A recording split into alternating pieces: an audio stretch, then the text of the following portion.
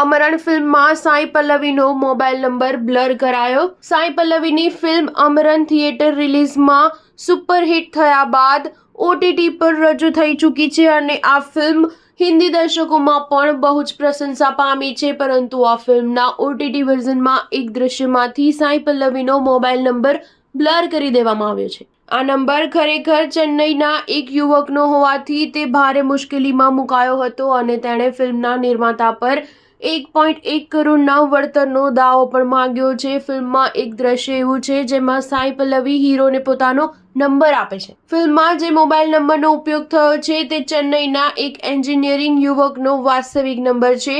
Film release થયા બાદ કેટલાય લોકો આ ખરેખર સાઈ પલ્લવીનો નંબર છે એમ માનીને તેને ફોન કરવા લાગ્યા। આ યુવકના આધાર સહિતના મહત્વના દસ્તાવેજો આ નંબર સાથે લિંક થયેલા હોવાથી તેને બદલી શકે તેમ નથી। હવે OTT પર રિલીઝ થયેલી ફિલ્મમાં આ નંબર બ્લર કરી દેવામાં આવ્યો છે। જો કે તે પહેલા આ યુવકને જે નુકસાન થવાનું હતું તે થઈ ચૂક્યું છે। સ્ટાર ન્યૂઝ 7 હંમેશા સચ્ચાઈની સાથે।